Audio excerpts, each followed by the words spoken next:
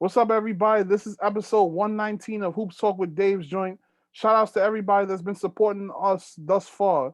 For those of us, for those of you who haven't seen any of our episodes, go check us out on YouTube, Facebook, and IGTV. But before we start, we got to pay some bills real quick. So, this episode is sponsored by the Players Circle. I discovered the Players Circle in the App Store when trying to find a product to track athletes.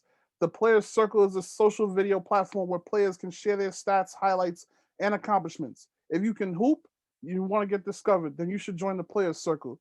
So everybody, stop, drop, and roll. Go to the Players Circle on the App Store. Check out this great, unique product. But now we have a very special guest tonight. He hails from New York City, played at Cardozo High School, was a coach on the college level and on the high school level. He just completed 4 successful years at Indiana University under Archie Miller. Tonight, I have with us Mr. Drew Gladstone. Drew, thanks for coming on to share your testimonial. No, appreciate you having me, man. I've been a big fan for a minute, watching you do your thing from the beginning, and to see you got about 100+ episodes under your belt, man, that's crazy. So, that's a testament to you and continuing to do your thing. And most guys start something up, they'll do it a couple times, and then you never hear from them again. So, shout out to you for this, and it's an honor to be on here, man. Indeed. So, what's Drew Gladstone's coaching philosophy? My coaching philosophy, I would say it starts and ends with the players. Like some of my earliest influences with coaching weren't guys that were like, Coach K or like super crazy X's and O's Hall of Fame guys. The guys that really impacted me were the guys that coached me at a young age that weren't necessarily basketball tacticians, but were like super motivators that like gave me confidence and, made me feel like, I could do things that I probably didn't know I could do. So for me, like, I'm going to push players hard, but I'm going to love them harder. So I'm always going to be honest with guys, but but the reason I coach is to kind of take guys to a place that they probably don't realize that they could get to on their own.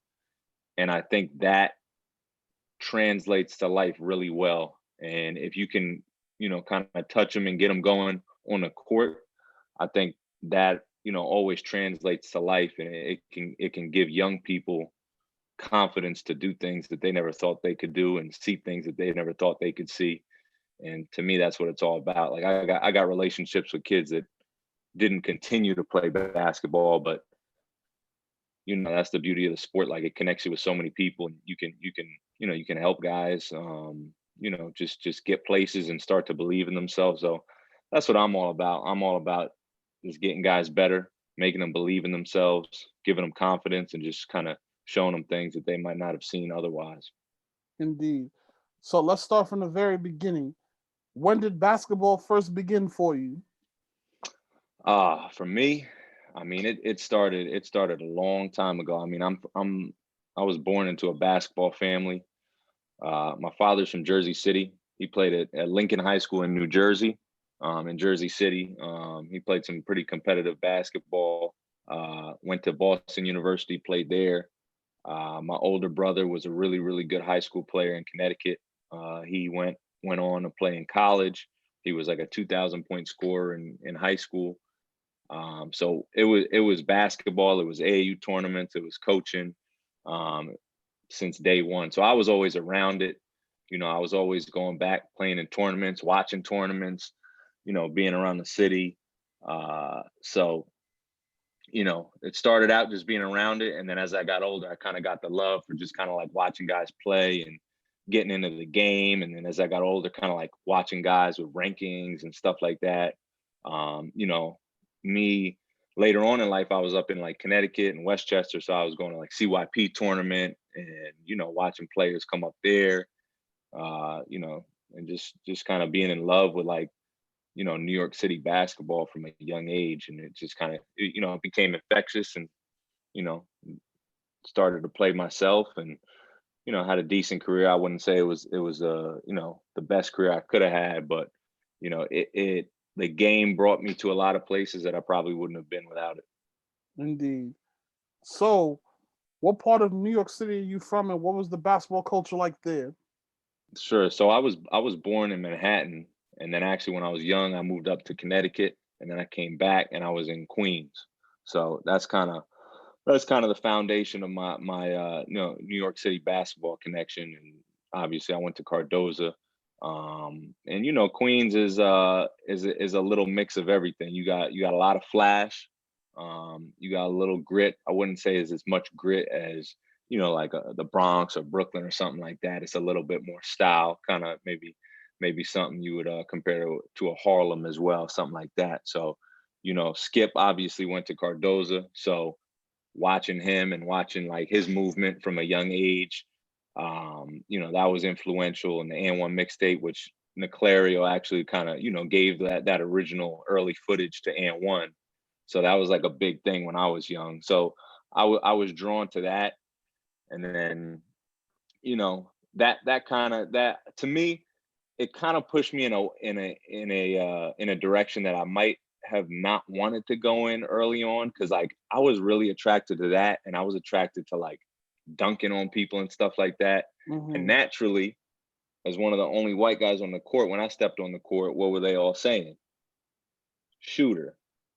And I was always like, nah, I want to do more. You know what I'm saying? So I kind of rejected that until I got a little older, and then I really embraced it. But if I could do it all over again, I would have said, you know what? Yeah, I'm gonna be a shooter, and I would have worked on it a little bit more and embraced it a little bit more. Because if you can't shoot, you definitely ain't gonna get no dunk, because nobody's gonna guard you. So, but no, I mean, a lot of New York City basketball with, me watching games at a young age, going to West Fourth, going to the Rucker, watching stuff like that. That was heavy influence on me, to where I think it gave me just a little bit of a, extra attitude and kind of swagger that I tried to carry with me when I played, especially being kind of, typically one of the only white guys, that was playing. So what part of Queens did you grow up in? I was in Bayside, so I was right near Cardozo. Got you. So what But was some? I spent a lot of time kind of. Go ahead. Yeah, no, go ahead. I'm sorry. No, I was gonna say I spent a lot of time, like, when I was in high school, I used to work out in 72, which is where they do like real skills and stuff like that. So that was real important to me when I was young, going there with guys like Wes Nelson, who used to run a gym. Dion obviously runs it now.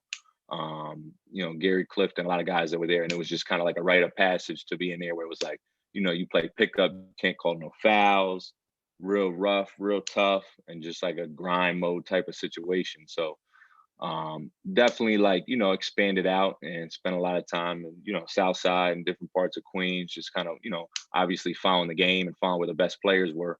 And that also obviously had a big influence on, how my game developed. Now, what this is another part you'll probably love. So, what were some of your favorite tournaments to play in as a youth?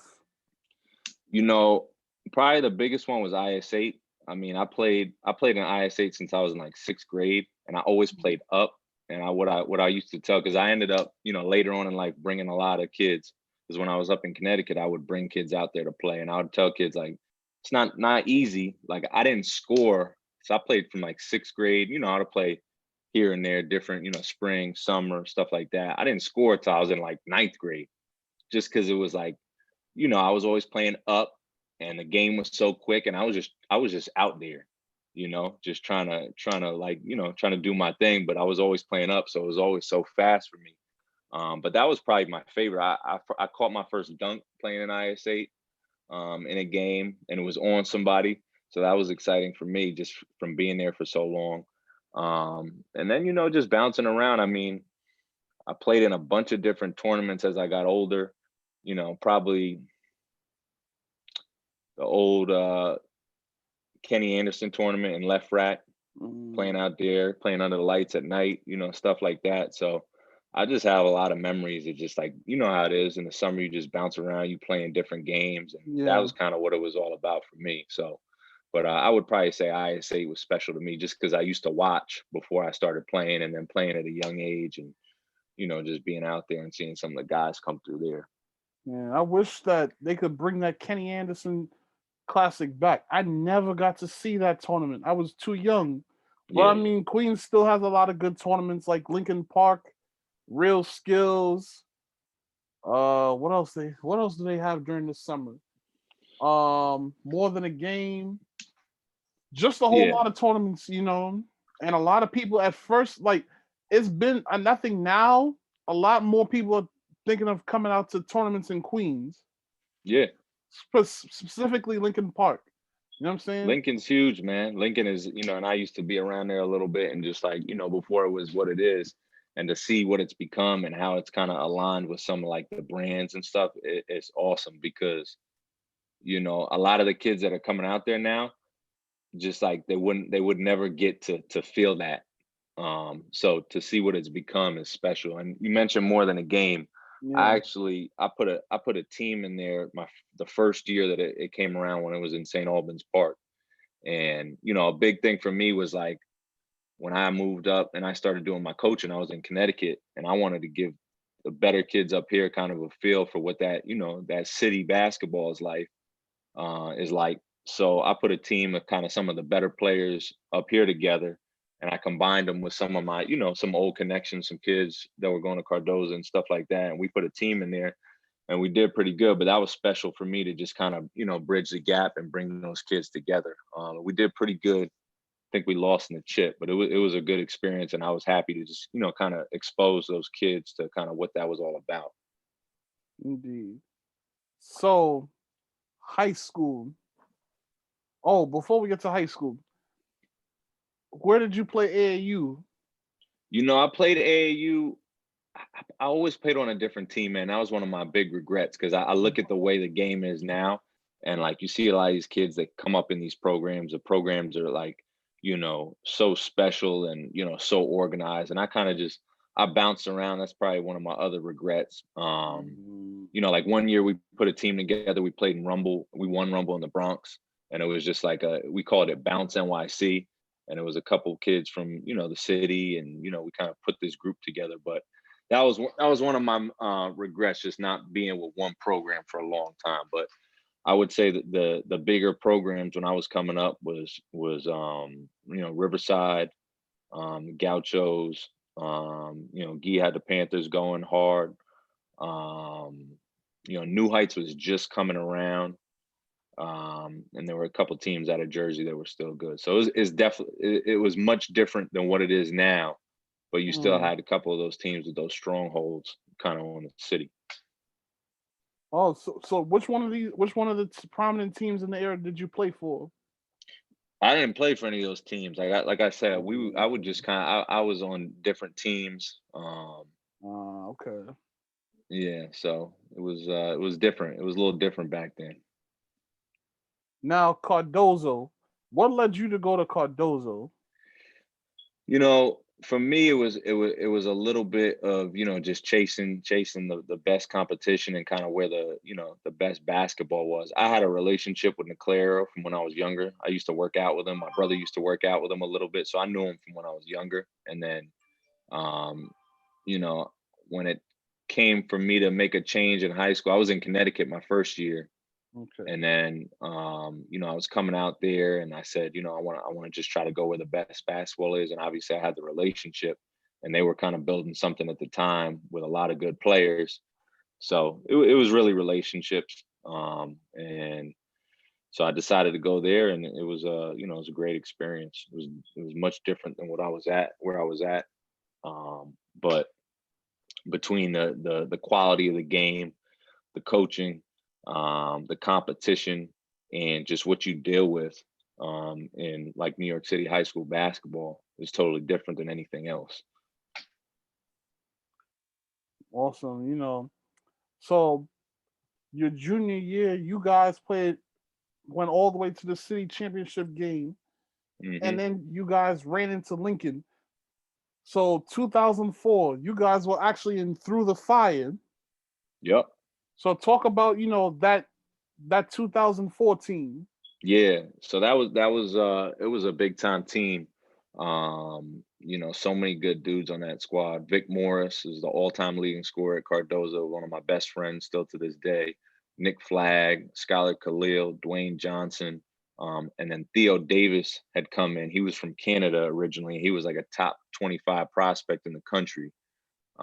So we put this kind of bomb squad team together, and it's funny because we actually played Lincoln 3 times that year.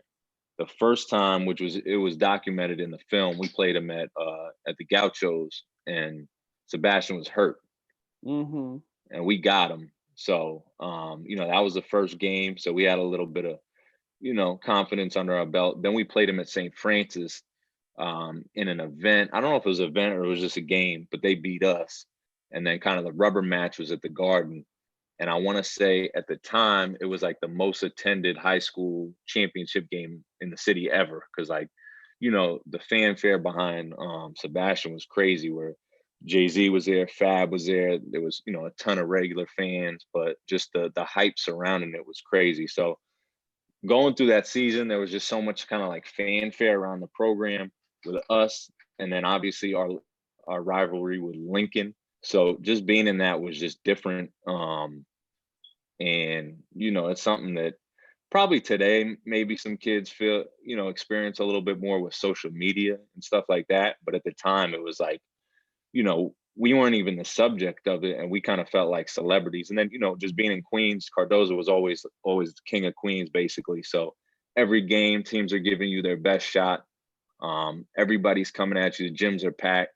So, I mean, it was a great experience for me just to be in that environment and to have that kind of grow my game and grow my, just kind of who I was, to be able to survive in there. Cause, I was the only white guy. So when I'm checking in the game, dudes are trying to come right at me, and you got to deliver punches right back, and you got to kind of just embrace it. And I like it because it kind of shaped me, honestly, to who I am today. Because I think I can move, and I can kind of operate in a lot of different scenarios and be comfortable and be myself.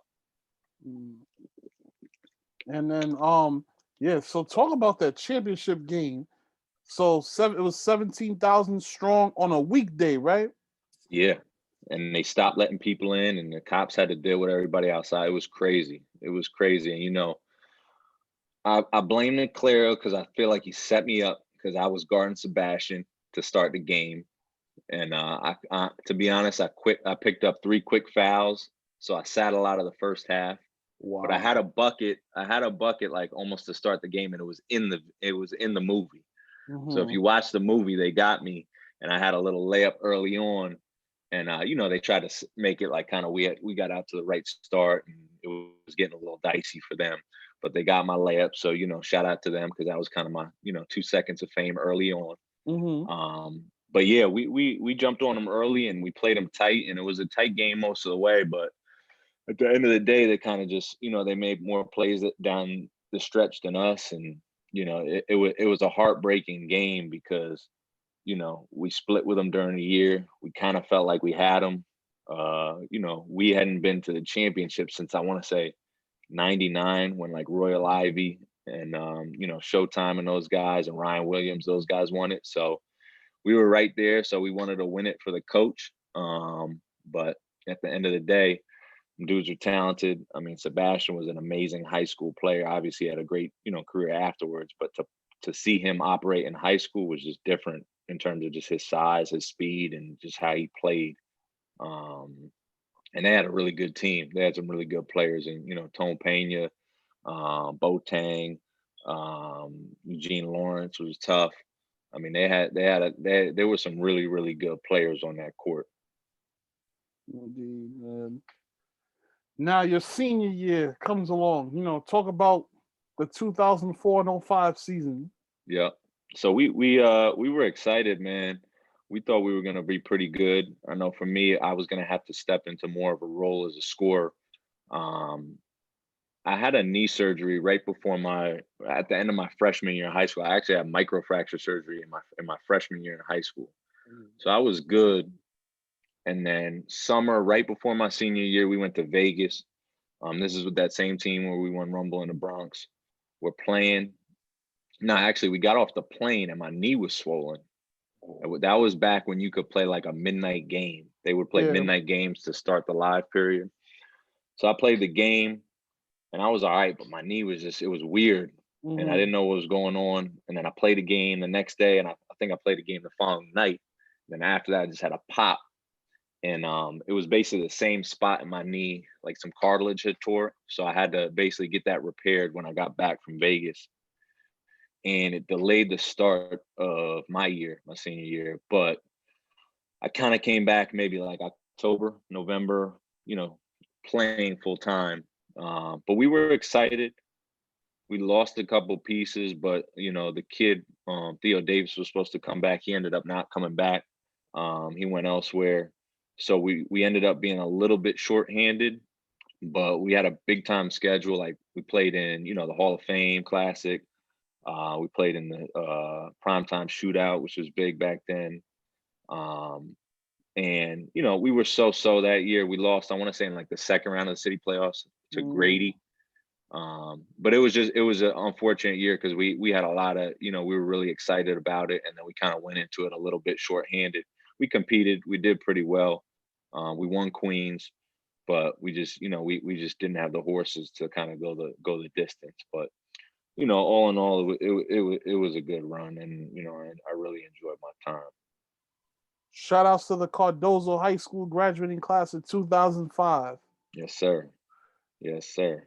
Oh yeah, one last thing about high school. So your senior year, you also got to play in the Jordan Brand Classic at the Garden. How was it? That was that was a crazy experience, man. Like I loved like following that stuff when I was younger. So like the McDonald's game, and I loved going to the Garden. I used to go to the Big East tournament every year. And my experience at Cardozo got me a chance to play in the Garden like 4 times because we played against, Lincoln and Chip. We played Zavarian my senior year in the Super Six. And then I got a chance to play in the Jordan Classic. But I mean, it was just kind of a surreal experience. It was a regional game, so it was kind of the best players from New York, New Jersey, Connecticut. And there was some really good players, and just kind of being out there having fun with it. And I did pretty well, but it was just a fun experience, man. And just to go out there and be, have that Jordan brand on your chest was just different. And one of my teammates, Vic Morris, he was actually on the team with me, so that was special too because we both got to play together. So this is the question that a lot of people probably want to know. Did you get to meet Jordan? No, I did not meet Jordan. I don't know if he was there. We played in the regional game. Yeah. And I want to say it was like earlier on in the day than like the main game. Yeah, that's how. So I'm not sure if he showed up at all, but we definitely didn't get to meet him. But I enjoyed it either way. I mean, they gave you guys the free gear, so it wasn't bad. Oh, I wasn't complaining at all. I enjoyed it. But yeah, so also the Super Six. How was it playing in that against Zavarian? That was a great game, man. They had Levance Fields, a couple other dudes, so they were a tough team. And for us to play against a team in the Catholic League was also big, just because during the year, we had a pretty good non-conference schedule, but like playing in our conference in Queens wasn't always very, challenging. So to play that game, it was a tight game. Good players on each side, and obviously the hype just with the names of both schools was real cool. And I think just like to play a tight game and to come out on top and to be in the Garden was just special. Like I said, there's nothing like playing in the Garden, especially when you're from New York and you grow up kind of going to those games. So it was another opportunity, another blessing, and it was great. Yeah, man. It's like, man, I only the only time I really ever got to see this Nike Super Six in person was 2007, the year that Rice played Simeon. Kemba Walker versus Derrick Rose. I'll never forget that game. Yeah, that was a real close game. Could have went there a second time in 2009, but I couldn't get inside for them because I was 16 and it was a weekday, and at that time I wasn't where I am now. I couldn't afford tickets at that then. time. I wish that I'd been able to get that, but Yeah, unfortunately, that was the last year of the Super Six, and then that folded. But I think the equivalent of that now is the Kyrie Invitational. Yeah, yeah, definitely So similar. that's I mean, I, still I went when I was a kid. I remember going to Super Six when I was a kid, so it was very similar to that. hmm. So moving forward after Cardozo. So how did DePaul come into play?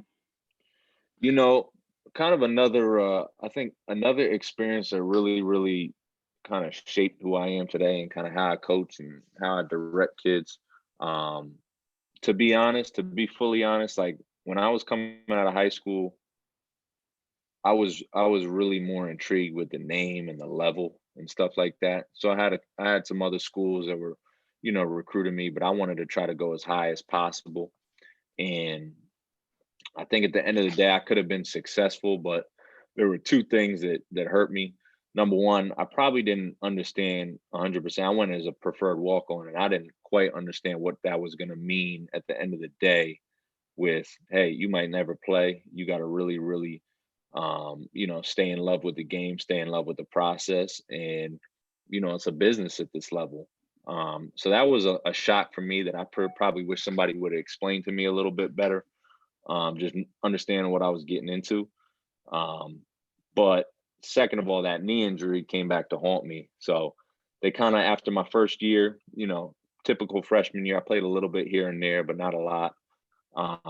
And then that knee came back and they wanted me to have more surgeries. And at that point, I was just like, I can't keep having surgery every couple years. So that was kind of it. I kind of wrapped it up at that point. But I did really enjoy the experience. And like I said, it's allowed me to see things in a different light. And when I was a high school coach, when I was doing AAU, when I was mentoring guys, really give them a clear vision of like, hey, this is what this route looks like. This is what I suggest. And I always tell guys, you got to go where somebody really wants you and where you're needed, because that's where you're going to play. And, when you don't play and you got to go through what that entails, it's hard. And a lot of guys aren't built for that, and they lose the love for the game and the passion. And, it shouldn't be like that. And not to say that was going to happen with me, but I saw what that was like. And then that combined with the injury was just, Mhm. it's tough for me to come back from. Yeah, man. So talk about, playing for Jerry Wainwright. Yeah, Coach Wainwright and I, like I said, I didn't play a ton while he was there, but we've really stayed together and we've grown closer, and we talk still to this day. Great guy. Never heard a guy talk bad about him. Everybody loves him. He's a big time character. Just like he's got a lot of quirks. One thing that he does is he puts these packages together of quotes, stories, sayings. There was actually, I want to say there was a big like New York Times article about it a couple years back, Hmm.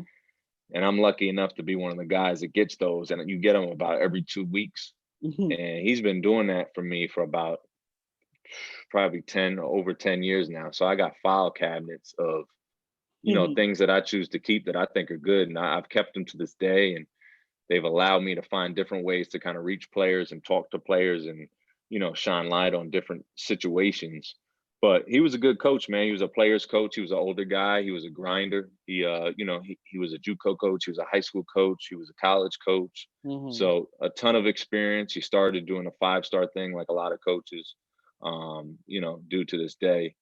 um, Speaking of five, so I'm a backtrack. My senior year, we played wings. Tony Bergeron was the coach of wings at that time. Right. So you mentioned Bergeron, so that was another kind of full circle story. But no, Wainwright was great. He's a really good dude. People love him. He cares about his players. Um, he tried to get it going at DePaul, and as you see, over the past 15, 20 years, it's just been really hard to get it going there. Ton of potential, but it's been tough. So they just hired a new coach. I'm hoping he's successful. But it's been a tough spot to win at. Yeah, man. Like they always have some good players, but for some reason, they haven't been able to make it to the big dance. Do you think it's probably because they went to the Big East? Yeah, I think that's a big factor. I mean, they were good in the in Conference USA for a long time, and they competed with the Cincinnati's and schools like that, but they were really good. And I think there's a lot of other factors where obviously Chicago is rich in basketball talent, Mm-hmm. but you're competing with the rest of the country, and it's Mm-hmm. DePaul just hasn't been as sexy of a name for guys to want to kind of stick around. But Yeah. if there's a guy that can come around and keep some of the best talent in the city, I mean, he'll have a shot. He'll have a shot. And they have a beautiful arena, Yeah. Wintrust. Yeah, brand new, brand new. And that was another issue because for a long time they played at All-State Arena, which is almost like 40 minutes away from campus. So, your turnout, especially with students and stuff, wasn't very good. And it was a huge arena. So like even if you got, 2,000-3,000 people in there, it seemed like nothing. You talking about Allstate or Wintrust? All-State. Oh wow! So it's crazy that Allstate is still around. Yeah. Yeah. I mean, I think they use it a lot for like concerts and stuff like that. So, Mm, but it's yes. tricky. When you were at DePaul, did you ever go to any Bulls games? I did, I want to say I remember going to one or two games. That's like when they had like Ben Gordon in them. So, Ben Gordon being a New York guy, I definitely went out to watch him. And just the aura of the Bulls. I mean, growing up in my era, like, with Jordan and stuff like that, just the Bulls was, just kind of an iconic brand, regardless of who they had. So I caught a couple of Bulls games. I like Chicago. Chicago's a good city. Great in the summertime, a lot of different, stuff going on, but it was a good city. And, regardless of the basketball, I enjoyed my experience. What about Wrigley Field and Comiskey Park? I know you went to see some Cubs and White Sox games. It's funny you say that. My freshman year, the White Sox won the World Series. I remember that vividly, just from people riding around going crazy. But another regret. I'm talking about a lot of regrets today. I don't know why, but I do regret not going to see a Cubs game. I never went to a Cubs game, and we were closer to Wrigley than anything else. But when you're young, you're like, man, Mhm. I just want to chill, man. I'm not trying to go watch a baseball game. So, Yeah, because I know you don't baseball. realize. Yeah, baseball and football. Those games take up a long time. Yeah, I Definitely you know football. I played all sports, and then after a while, I was like, man, these sports are too slow for me. That's why I just Yeah, stuck with basketball. at least baseball is a little bit more entertaining because of the seventh inning stretch to take me out to the ball game and all Hmm. the theatrics that you got going on. Whereas football, you just gotta sit there, and just watch teams just do Yeah. whatever they do. Like it's just Nah, you got to be into it. I You got to can't be into yeah it. I can't sit and watch 4 quarters of a football game. But yeah, man. Shout outs to the DePaul University graduating class of 2009. Yes, sir. Yes, sir. Now, after college, you you started high rise basketball. Talk a Yep. little bit about that. Yeah. So, my first 2 years, I'm gonna be honest, I didn't know what I wanted to do. Basketball was natural to me, and high rise grew out of.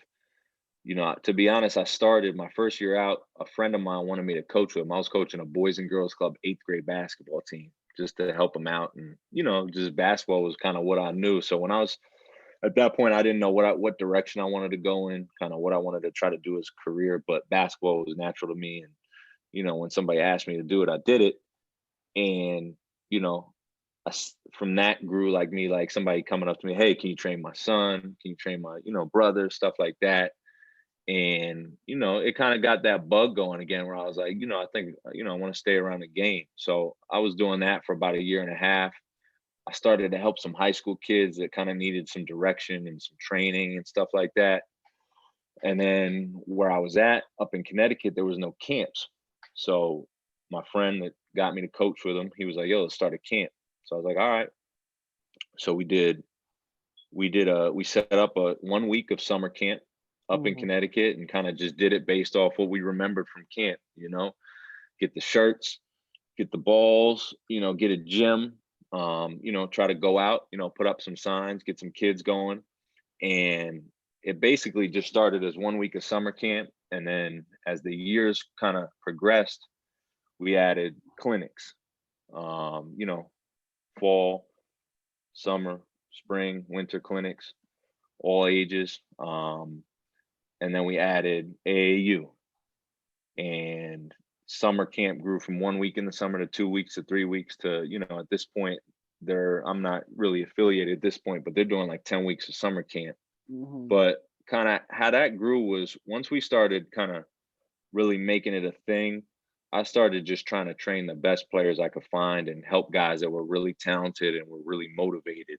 So, naturally, just with my background playing and, being around the game, I started working with some really, really good players. And I would work them out for free because at this point, I didn't really have much of a name and I loved it. And I loved kind of helping guys get better. And, you would just see guys that I would say, like, all right, this guy needs me. Like, nobody's telling him, like, what he should be doing or what he should be, like, what his mentality should be. Not that it was a knock on anybody. It was just like, they just don't know. So I was like, I just felt the need to kind of help mentor a couple guys and, connect them with some people that could get them better. But I started working with a lot of good players and, we started doing the social media thing and it just started building like this excitement around our program where we were working with good players, guys were getting better.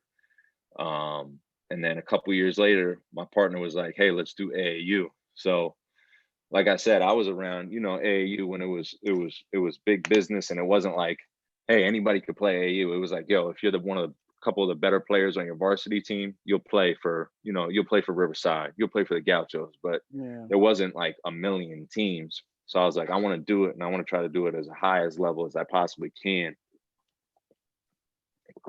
So, I just kind of went out. I started trying to recruit some players. And we did a little team my first year. And then by the second year, we had a pretty good team where, we had some of the better players in Connecticut. We had a couple guys from New York. Who do we have? Steve Enoch, who went on to play at Louisville. He's playing the ACB in Spain right now.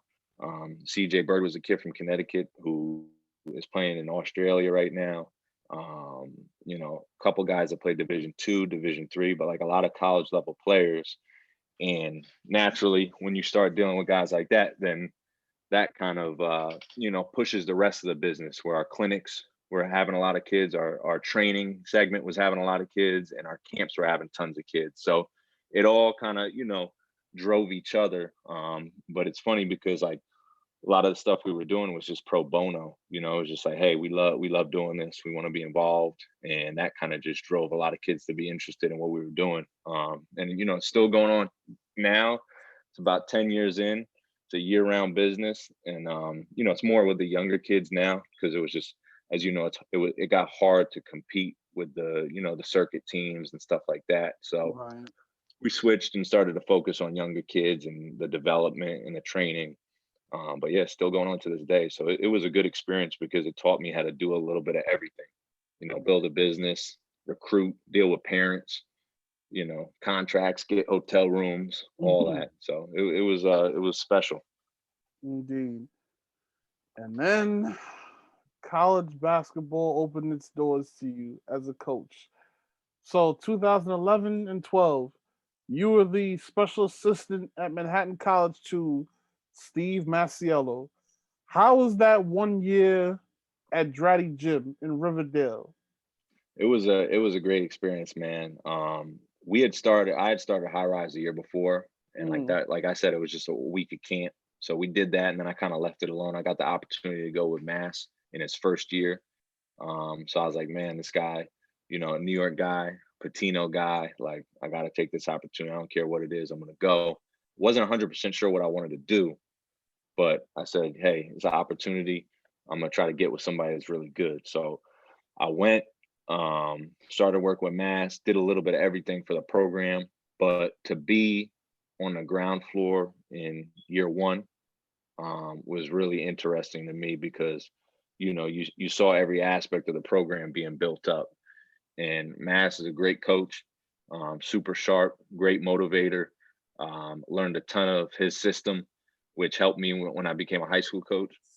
But it was just like, it was a whirlwind because I didn't really have any experience just being, on the coaching end. I was all player development up until that time. Like I just worked guys out and did a little bit of AAU. The AAU actually came after that because that was just when we started doing the high rise stuff. But it was it was a great experience. I learned a ton. It was really hard at times. I really learned the grind of what college basketball is, from really early mornings, late nights, coming back from road trips in the middle of the night, getting right back in the office, stuff like that. But, I came out of it and still not 100% sure what I wanted to do. And that's kind of why I went back to doing the high rise stuff.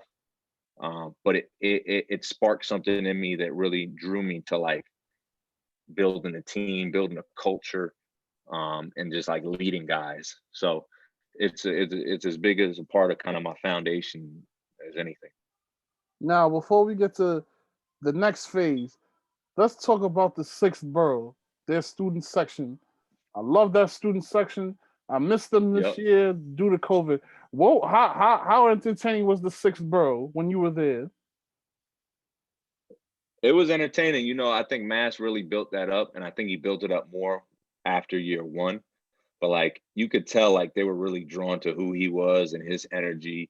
And like we had a good year, man. I mean, the year before, I want to say they won 6 games. During our year, we won 21 games. So it really started to build up, and they fed off of him. They fed off the energy of the program, and they were great. I mean, you've been to Dratty. I mean, it's a very interesting spot. So like you got to bring energy in there, or else it's going to feel like you're in like the rec center, Mm-hmm. So to have those fans in there going crazy and bringing that energy, it like transforms that place to where like you're like, I don't care where I'm at, like it's lit in here, like let's go.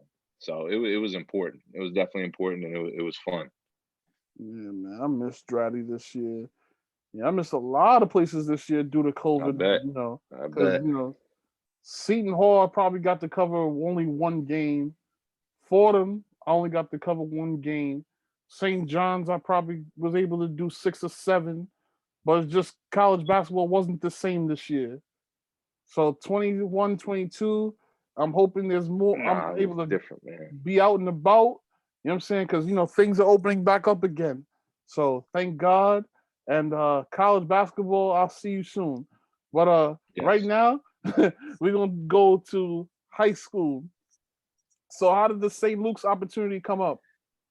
That was kind of born out of the whole high rise thing, just being around players, training guys, and me starting to get my name out there, doing the AAU, and just being somebody that people started to realize that I could probably get some guys better, and just be a dependable person. And I was approached about it, and I initially said no, because I was at that point I was big into like I like the AAU stuff, and I really like training and getting guys better and doing the individual development stuff. And then probably a week later, um, a friend of mine, honestly, it's the same person who asked me to coach with him doing the 8th grade Boys and Girls Club basketball, and who I started high rise with, my boy Bobby Spazzano. So shout out to him. But he was like, yo, you should do this. Like you should do this St. Luke's thing. Like, like you could be good at it. And I was just like, I don't know. I don't, it was private school. I never really did private school stuff before. I was more of a public school guy. But I said, you know what, I'm gonna give it a shot. And my mindset was take everything I know about, what I did at Manhattan, take my player development stuff, and take what I know about kind of the upper echelon of prep schools, the St. Thomas Moores, the Brewsters, schools like that. And I'm gonna make this into kind of a mini version. Now, the issue was we had no housing. It was a day school. We had no scholarships, and it was high academic. Not necessarily issue, but a challenge. But with that being said, once I decided to do it, I was like, I'm gonna make this my own. My name's on it. Let's go in full speed. So that's how it came about. Year one, I was able to get one player in my first year, and it was kind of my first recruiting lesson. So a player that played for me on high rise, his name was Walter Whyte. Uh, Ah, he was getting ready to transfer because he was going to a school up in the Hartford area, and he told me like, "Yo, I'll come with you. I know you're going to a new school." And I was like, "All right, bet." And I thought that was what it was. Like he said he wanted to come, he's coming. So I was planning on that, and then talking to his mom came up to the school, checked it out, and then I stopped hearing from her, and I had to kind of figure out what was going on. And she was like, "Yo, like," he was like, "Yo, like, she's not sure if you really want me to come. Like, she hasn't heard from you enough." And I'm just thinking like, "Hey, he told me he wanted to come. Like, that's it." So that was my first lesson in like, yo, you really gotta like, you gotta recruit, you gotta put your name on it, you gotta really explain what's going on. And at the end of the day, you gotta make mom feel real comfortable sending her son with you. So, I had to convince her to sit down, and I just told her my vision and what I felt about her son, and where I thought he could go. And he was a big reason why we were successful. Because he had a great career, and he's probably the most well-known player to come out of there. Because a couple years later, he cracked the top 100. He was a big-time name, and a great kid first and foremost. But he really helped us get rolling and help kind of attract more players to the school. mm. So yeah, everybody that for those that don't know Walter White, he just finished his junior year at Boston University. So talk about Walter as a player during his time with you. Yeah, so Walter came in, and he was a little bit of a backup on his high school team, not a backup, but kind of a secondary option. He played with kid EJ Crawford, who went to Iona, who ended up at Iona, was a really talented scorer. Um, so he was kind of looking to go somewhere where he could be more of a focal point. Quiet kid, humble kid, hard worker, great kid. His mother was great people. So he came in, and for me to him, kind of like what I talked to you about before, like I just try to, infuse confidence in him because I saw what the talent he had was.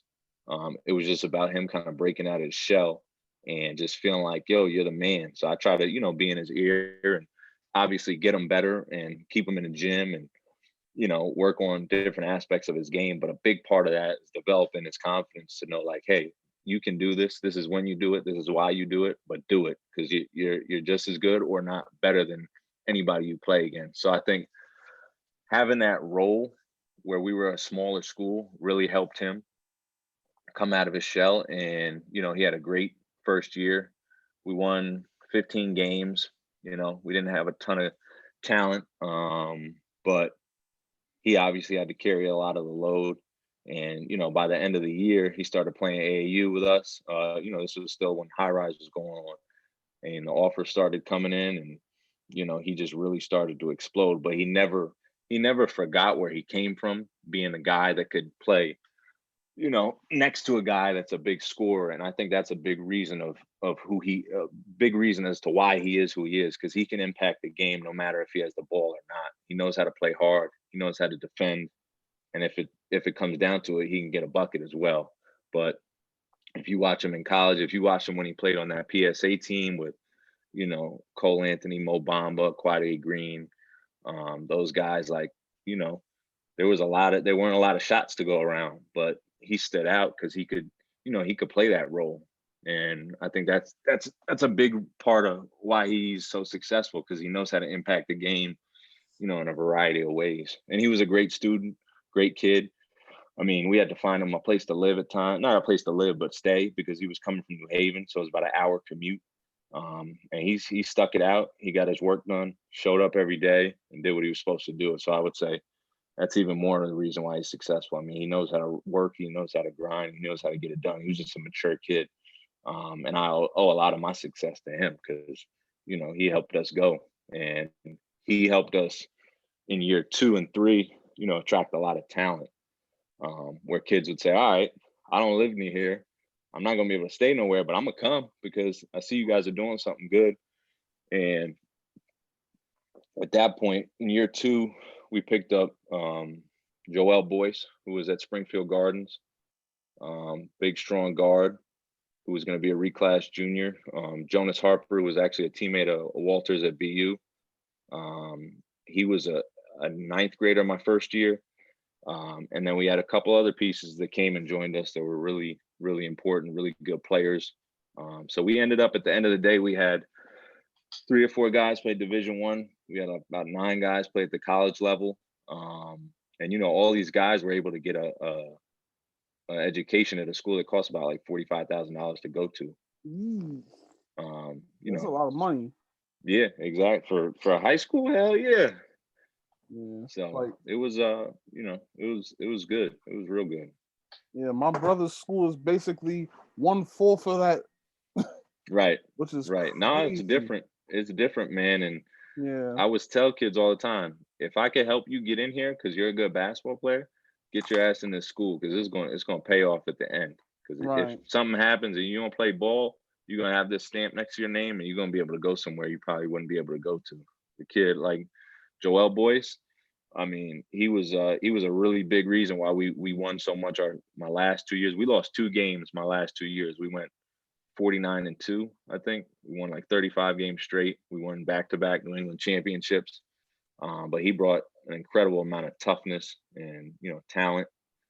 And the way he changed from the day he came in terms of somebody who, you know, I don't think he quite knew what practice entailed.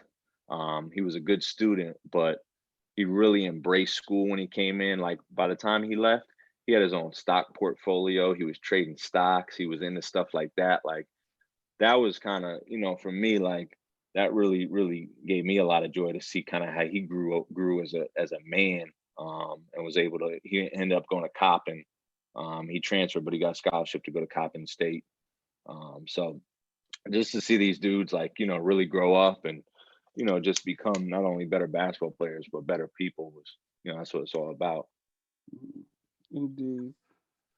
Now 2017 comes and you had the opportunity to matriculate to Indiana. So Yep. how did the grad assistant opportunity come about?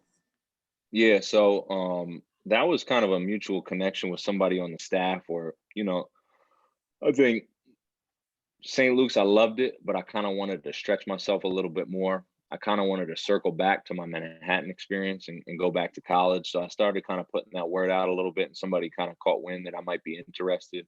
And it just got back to me that there was an opportunity in Indiana as a grad assistant. And initially, I mean, I was a little older, so I was like, you know, I'm not just coming out of college. Like, I don't know if I want to be a grad assistant and, you know, kind of, you know, do some of that stuff. I have a lot of, you know, experience.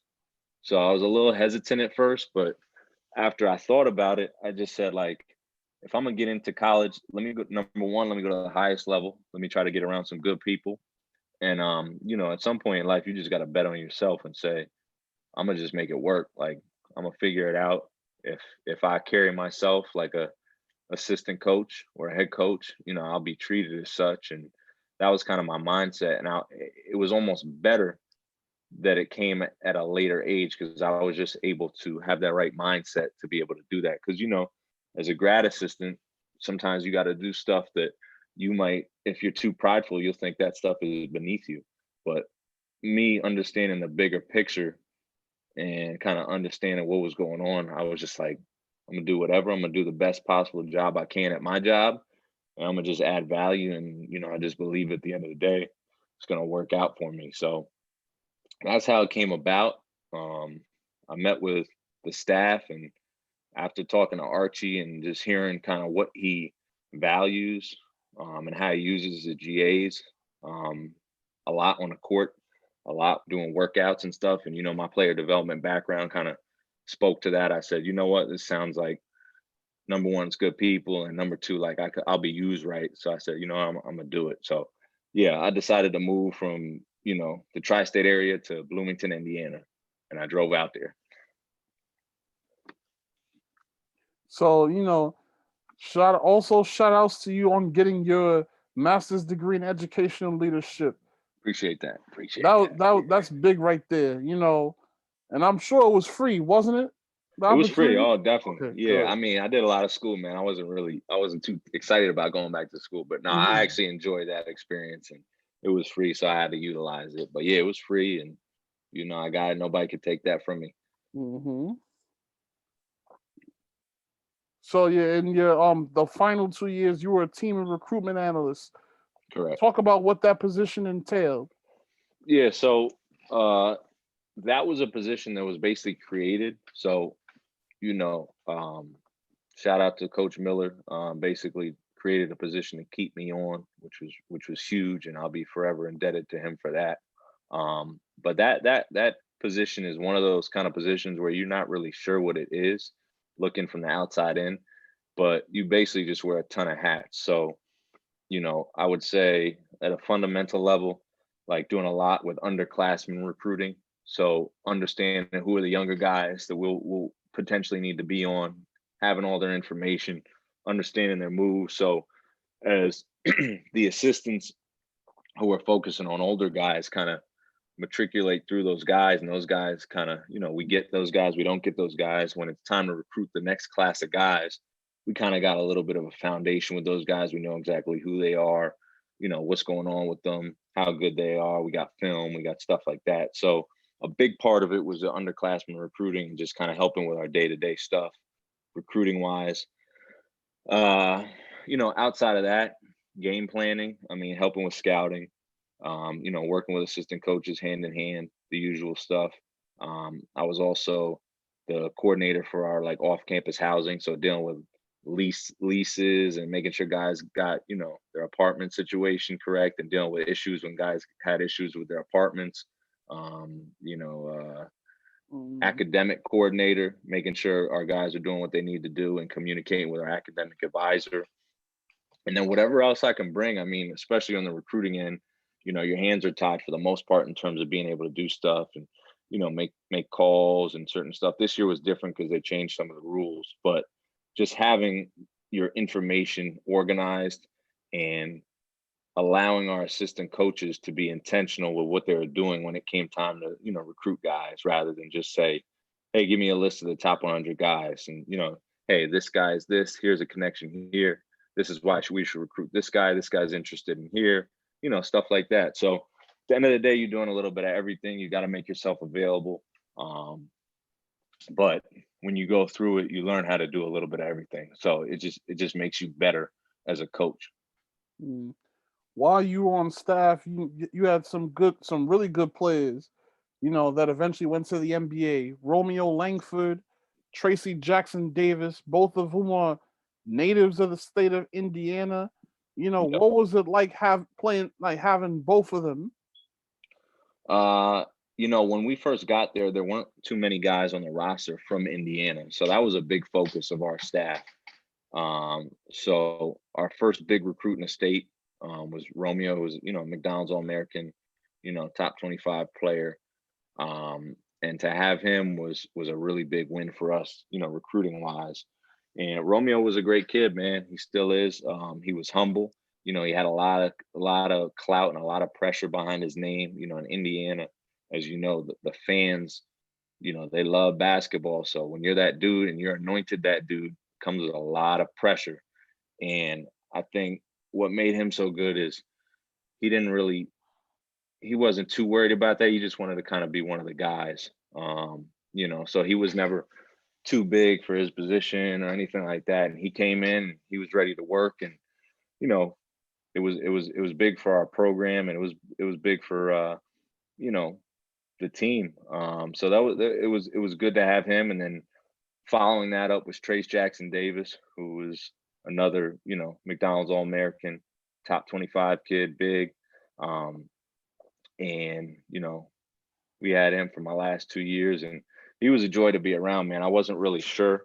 I didn't spend a ton of time with him during the recruiting process, but when he got on campus, I mean, he's a great kid. He could talk to anybody. He works. But just to, be with these dudes up close and learn what makes them tick, and learn, stuff outside of basketball that they like and that they're interested in, was kind of the best part, because you just, you get to build relationships, and the relationships are the only thing you take with you when you're gone. So if you could really, get in good with these guys and, help get them better and make sure they understand that you got their best interests at heart, it's going to be a good experience. So I really enjoy working with those guys, and it just opened my eyes to, guys outside of, the tri-state area. This is how guys are out here, and at the end of the day, basketball players are basketball players. They kind of, they all like the same stuff. They do the same stuff. So it was a good experience. So yeah, like the third year. You guys had a really good season overall. You guys played at the Garden against UConn. Yeah. That was a good game. Yeah. That atmosphere was crazy. Like seeing all those people from Indiana come through. And in the preliminary game, I forgot who played it before you guys. So it was Texas Tech. Yeah, Texas Tech. They played against, was it Duke? I don't think it was Duke. Could have been, but could have been. No. It wasn't Duke. It was. Hold on, let me look it up. Texas Tech, and they had a good year. Oh no, let me check. It was. Hold on. It was Louisville, and they upset Louisville that night too. Yeah, exactly. So they were like the preliminary game to y'all. Mm-hmm. Nah, but no, that was a good you guys had a good season, 20-12, and then the pandemic hit. Like, talk about how tough it is to play in the Big East. I'm sorry, the Big Ten. Well, it's tough to play in both. I've had experience both, but yeah, you're right. The Big Ten, I think I've been spoiled. Not spoiled, but like my perception has been altered just because of the way the Big Ten's been during my experience at Indiana. I mean, one of the toughest leagues in basketball, the most physical, the biggest league. Like, it's referee different. Mm-hmm. Tons of great players, but it's hard, man. And when you go through that gauntlet, and you can get an opportunity to come out and play in the postseason, I feel like you really got some momentum and you'll have some confidence just because of what you have to deal with during the year. Obviously, the Big Ten didn't do very well this year, but I do feel like you're set up for success because of the teams that you have to deal with on a day in and day out basis, like from top to bottom. This year, Nebraska was at the bottom of the league. Northwestern was. Those teams were really good. Those teams were really hard to play against. So that 1920 year, 18-19, like we lost 11 out of 12 at one point in the year. We finished strong, but like we had a tough year. And then to come out of that the following year, we probably, we lost a couple guys who were kind of younger, but we did pretty well. And then to kind of be right there where you could make that postseason, and we thought we were definitely going to be, called on Selection Sunday. And the pandemic hit. It was a tough hit, man, because we were right there and we were sitting in that room. We beat Nebraska in the first round of the Big Ten. We were sitting in that ballroom getting ready to play Penn State that night, and that news came in, and we were like, "Oh man!" I mean, it was scary because of what was going on, but we were right there, man. So it was tough, and you just feel for the players because we had Devontae Green, Deron Davis, couple other guys that were seniors. It was like, some of those guys had never played in a tournament. So that was kind of what you feel for. But we were right there. We were right there. Al Durham. Mm-hmm. He's actually a New Yorker. For those that don't know, even though he was raised in Georgia, his father's a St. Ray's alum. So shouts to Al Durham. Check him out at Providence next season. But yeah, man, like you guys had to compete with a whole conference, like the Big Ten. Looking at that season, there were 6 nationally ranked teams from the Big Ten. Yeah. Michigan State, Maryland, Illinois, Iowa, Ohio State, Wisconsin. That's just amazing. Like Most teams in certain conferences struggle to have one or two, but the Big Ten had 6. Yeah. That's I mean, amazing. I want to say at some point this year there were more teams than that. I mean, it's so hard, man, and it's like, you get to like they start talking about bracketology and stuff like that, and you're like, you know, the and then you have a couple games where you're winning by a possession, and it's like, man, like these teams deserve it. It's so hard to play in this league. The coaching is so good, and the scouting is so good, and the players are so good, and it's just physical. So, you really, really got to be on your A game, and you got to play really well just to be in the game. You know what I'm saying? So it's that margin of error where, like, this year we never had a game where, like, sometimes you play a team and you get them on their bad day and you just run away with the game from the jump. Like, it feel like every game we were, the last 3 minutes it was a dog fight. So, at the end of the day, if you're up to that and you can embrace that, you'll be a really good team, you'll be a really good player. But it's not for everybody, because you gotta be on point. Right. So talk about what a regular game day at Indiana was like. Game day at Indiana, definitely a very specific routine where we would try to give those guys most of the first half of the day to themselves. If it's a school day, most of those guys are in class. If it's a home game, those guys will get out of class probably around like 1:00. About 5 hours before the game, we'll do a shoot around. So we'll just kind of get our guys going, get shots up, go over some scouting points, go over some, underneath out of bounds defense, underneath out of bounds offense. And then, maybe 40 minutes. And after that, team meal, give them a little time to themselves. About an hour and a half before tip, guys got to get back in the building, and then they'll get on the court, do their own routines with the guards, the bigs, get shots up, try to get as ready as they can. And then it's jump ball. So that's kind of your typical home day. On the road, we'll do a shoot around a little earlier over at the other team's arena. Sometimes if it's an early game, like a noon or a 1 or a 2, sometimes you'll skip shoot around just because, the process of getting guys up, getting them over to the arena, getting them back, you try to. Coach Miller was really, really good at just kind of being aware of, the players and cognizant of like what they have to go through. He was a player himself, so he really understood, like, this doesn't really make sense. Let's give these guys, some time to themselves, get their feet up, try to get their mind right, So he was good with that. But that was typically what our game days look like. So we try to just be really aware of kind of giving those guys rest and letting them get ready. Now, for those that have never been to Assembly Hall, what can they expect? Well, hopefully they didn't come this year because it's totally different with the pandemic and nobody being there. But Assembly Hall is without a doubt probably, in my experience, the best place to play college basketball. 17,222 fans, biggest fan section in college, biggest student section in college basketball with about 10,000 students, and they pack it up. So like when you come in, there's about 3 sections, and it's at an angle that's almost like, steeper than most arenas. So it appears when it's filled with fans as if like the fans just go straight up to the roof and they're right on top of you. And the student section starts to pack, say it's the Purdue game. There's a line outside of Assembly Hall from, say if it's a 7:00 game, those dudes are out there at like 9:00 in the morning. And they're packing it in because the student section is basically first come, first serve. You have to have your student tickets, but you get to your seat by being online first.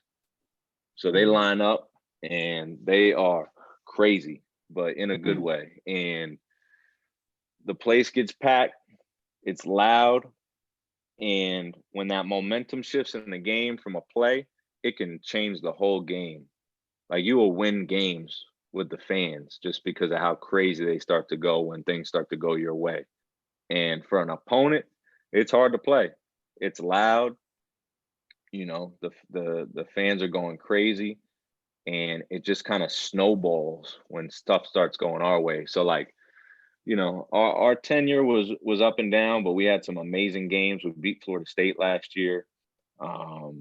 We beat Michigan State a couple times, and we played Duke my first year when they had RJ Barrett and or Bagley and those guys. And when it gets going in there, man, it's crazy. Like, you can't hear yourself think. So like, if you're ready, if you're built for that, like, with that comes a lot of pressure too. Like, the fans in this state, they're about their basketball, and they want you to win. They don't want you just to win a couple games. They want you to win a national championship. So, it's not for everybody, but they say pressure is a privilege. So, if you're built for that and you like that, it's the place to go. So it's different. It's different, but it's an amazing game day experience if you're a fan. Right. So let's get into the final season, 2020-21, the COVID year. Yep. So how difficult was this past season? It was hard, man. If you think about it, like, we got our guys back on campus in June to do summer session, and that went to like the end of July. And with COVID still being what it was, a lot of those guys just ended up staying through the summer.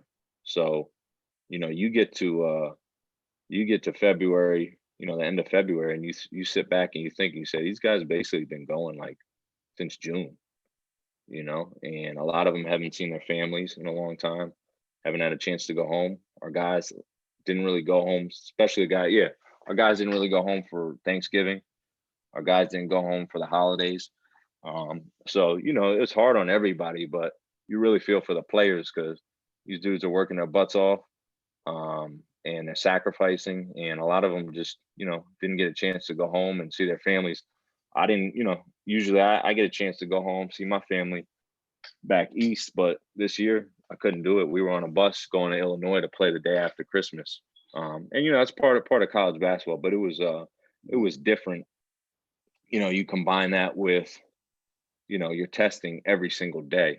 We tested every day starting October 14th. My birthday. There you go. Through the last game of the season. Yeah. So, getting up, just the monotony of doing that every day. Yeah. Hey, shout out to those people. They kept us safe, and, it was a blessing to be able to have that luxury to do that. But it's hard, man. Like, these guys have to, like, they're kind of on a clock every single day. Right. And then you talk about no fans. I mean, we were lucky to play the game at the end of the day, and we were blessed to be able to do that. But you come to Indiana playing Assembly Hall in front of 17,000 fans. You go from that to playing in front of, 300 people, just because, they allowed family of players and staff. Then we're going on the road. You go to Illinois where the rules are stricter and there's no one in the gym. So it's, we got used to it after a while, but it's just, it was different. So, I thought at the end of the day, we had a great group. It built some resolve where it's like, you gotta be able to hoop. Like, I don't care who's here. I don't care if no one's here. I don't care if the lights are off, where we're outside. Like, you got to show up to hoop. And if you could build that habit, it should make us better. And, I think we battled a lot. We lost a couple of games down the stretch. We won a couple, but ultimately we just didn't do enough. And then we got knocked out of the first round of the Big Ten tournament. But our guys battled, man. We had a couple tough games. We lost a really tough game at Rutgers where we started off hot and then we kind of fell apart. So we went through a rough stretch there. But our guys never really gave in. They never really cracked. They kept playing hard, and we at the end of the day we just didn't get it done. Right. Yeah, man. But the one bright spot is the fact that you guys beat Iowa, a nationally ranked team, twice. We did. We got them. Obviously at Iowa, and one of the special things about that game is like we had to play like 10 guys. Where guys got into foul trouble. We had to play some freshmen, and everybody really competed. And we had a great game plan. Garza was a great player, but we did a pretty good job, mixing it up on him, crowding him, doubling him at times when he turned his back, and it threw them off their game. And then offensively, we had a great game, and I think that one win gave us the confidence to come into the second game at home and just play with a ton of confidence, and it helped us get that win. So it was, you win games like that, you feel like you're ready to go play in the Final Four. So it was a good experience, and the guys really, gave a lot to win those games.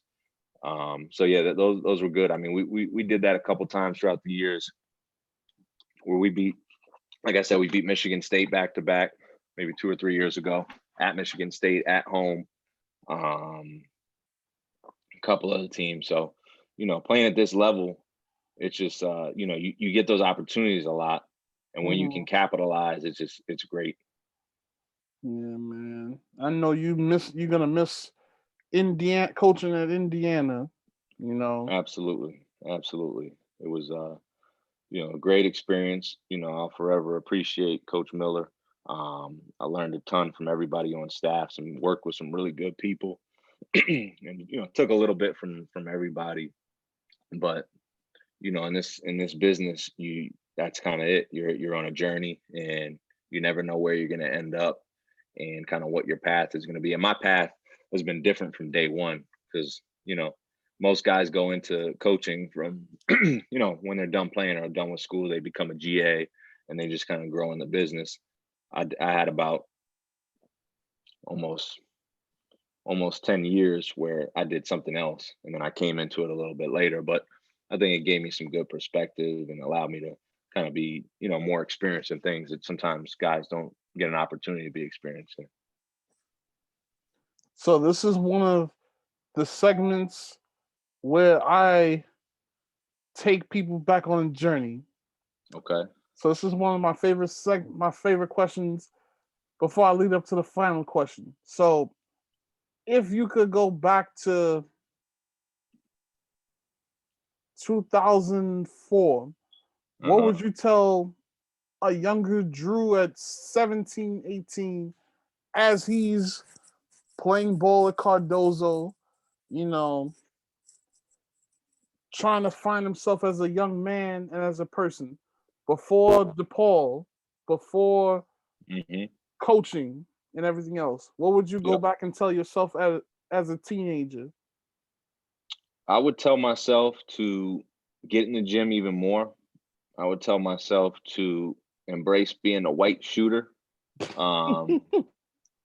and shoot my butt off as much as I could. And I was at that point a little bit, but I just wish I would have embraced it a little bit more. But if you do something well, do it really well and embrace it. Don't try to don't resist. Listen to your coaches. Take in what everybody has to say. You don't have to agree with it, but listen. And when it comes down to going to college, you go where they want you, go where they need you. Level doesn't matter. Name doesn't matter. It's all about who's going to want you the most and who's going to make you feel confident about what you're doing. Outside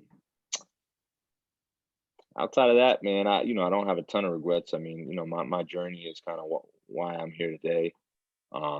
But that's kind of like I said, that's been who I am as a coach. You got to embrace your strengths. You can't fight too much to say like I got to be able to do this.